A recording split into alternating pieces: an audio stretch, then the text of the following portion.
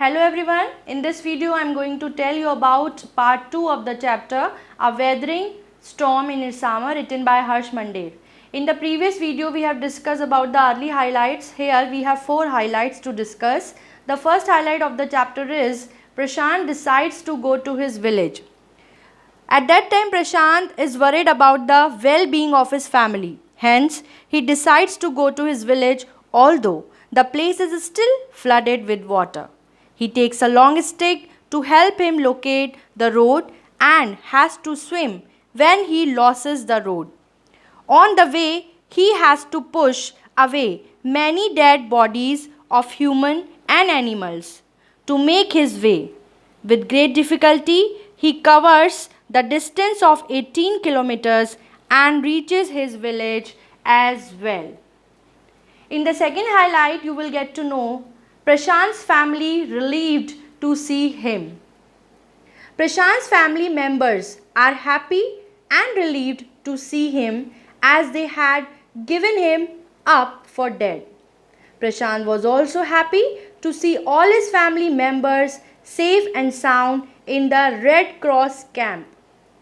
86 people died in Prashant's village in the cyclone, and the people who had survived the cyclone took refuge in the Red Cross shelter as all the houses have been destroyed by the cyclone. I hope you understood these 2 highlights. In the next highlight, you will get to know Prashant becomes leader at the shelter. Prashant says that his house has been destroyed by the cyclone. The shelter is dirty and overcrowded. The victims in the shelter are wounded and hungry. Prashant takes on the responsibility of helping him by organizing a group of youths and elders and pressurized the grain merchant to give him rice for the hungry people. He cleans the shelter and helps the victim to get food. The orphans in the shelter are handed over to childless widows so that they would get proper love and care.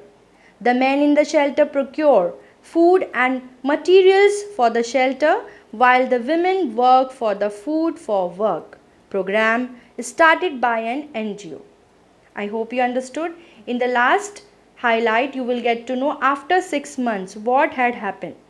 After 6 months of the devastation of the cyclone, Prashant is feeling better. His wounded spirit has healed it, as he did not have time to think about his pain.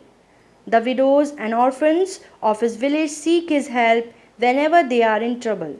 Thus, Prashant's courage and affection for needy people teach us to stand bold and cool in hard times. I hope you understood the chapter well. Thank you. Have a nice day.